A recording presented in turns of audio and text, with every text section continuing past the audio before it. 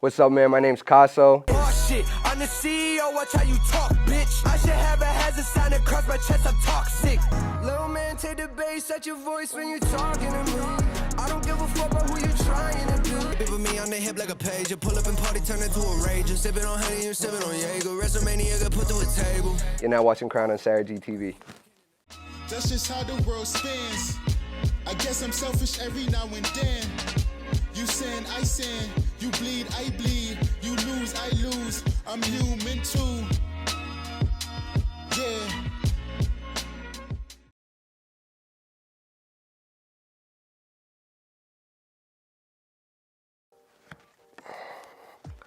What's the difference between a rapper and an artist? I guess it's all kind of like the same thing. I mean, it's all art at the end of the day. It's kind of just like what you do with it. I think some people just are a little bit maybe more creative than the next guy, I don't know. But I guess it's all kind of falls under the same umbrella. I think it's cool stuff though. Everybody can be an artist, man. When was the last time you cried and why? Sheesh. Oh jeez. I be having my moments. My two best friends passed like a month apart from one another. One on Thanksgiving last year and then a month later to like the same date. So I'll be having my moments. I'll be having my sad boy moments crying about them. Earliest memory of you wanting to pursue music. The first time I wrote a rap, I was in 2nd grade. And then I was like playing instruments and shit through my childhood. My father came here from Brazil, so like he's a musician, so I just been around music my whole life. So since I was a little kid, elementary school, doing it.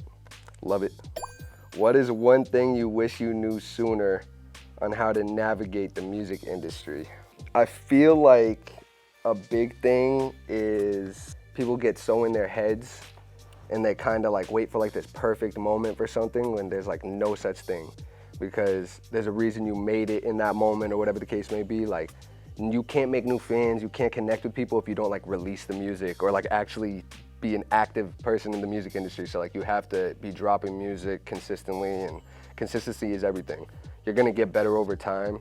So it's like, I feel like a lot of people sit there and they're like, oh shit, like I'm not where I should be, I don't want to release this, Sometimes it makes sense, but majority of the time, like you're just kind of being your own worst critic and you're just fucking your whole shit up. I can swear, right? Yeah. All right.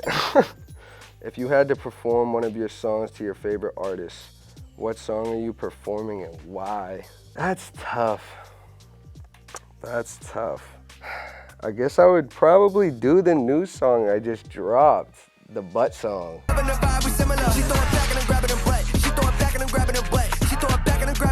Because it's just fun and it's just like a good time. I know it's a hit, it's a summer hit. Yeah, I mean, that's really it. Like, somebody taught me something. There's like a rule that they use for songwriting in the industry. It's like the 40-word rule. And in a song, there isn't more than 40 words being recycled through the whole song. That's what makes like a hit song. That's how they make songs and like in labels and shit like that in writing camps. So this is kind of like one of those examples. So I would probably do that song, the butt song. It's lit. What is something you need to let go to have more peace in your life? That's tough. Probably just like tragedies that have happened in my life. But like anybody, kind of like throughout their childhood or whatever, like their traumas and shit like that. I feel like that a lot of that stuff gets in the way of building relationships with people. You kind of like self-implode sometimes and kind of just screw a bunch of shit up. So majority of just like trauma that I've been through and stuff like that, it's difficult kind of trying to just like put that where and leave it where it's at. It gets a little difficult sometimes. So probably just say really any type of shit like that. Who is your favorite artist and what advice would you give them? Oh man, this is difficult because I don't really have like a favorite artist. I just like, when I became like an audio engineer, I kind of like, I don't know, it's difficult for me to pick a favorite anything now with music. I be listening to myself. I guess I'm probably my favorite artist.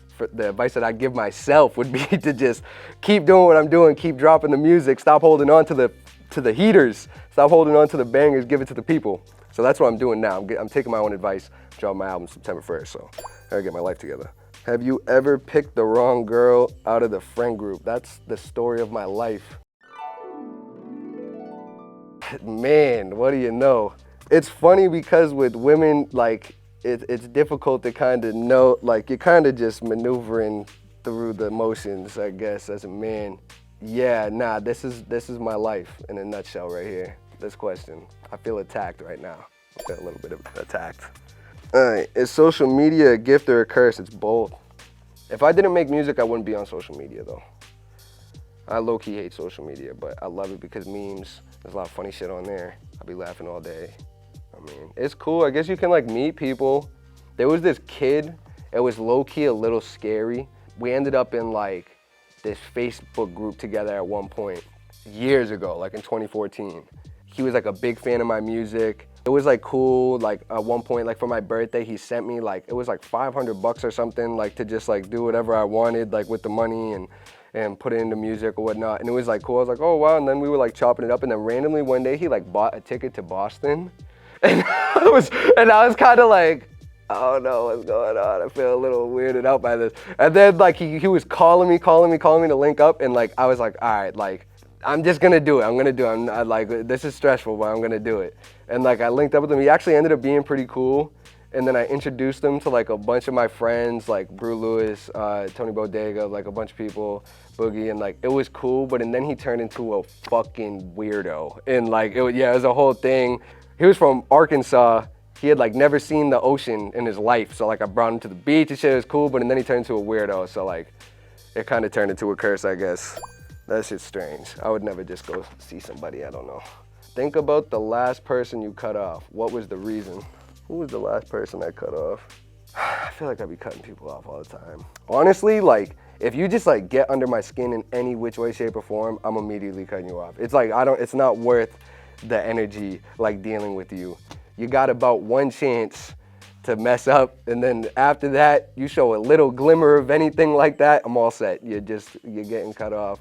I don't enjoy that. Life is too short.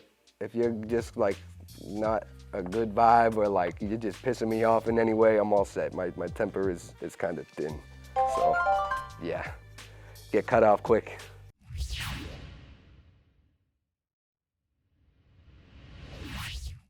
All right, my name is Caso, Marky Picasso on all platforms, Instagram, Twitter, shit like that. On streaming platforms, it's just C-A-S-O.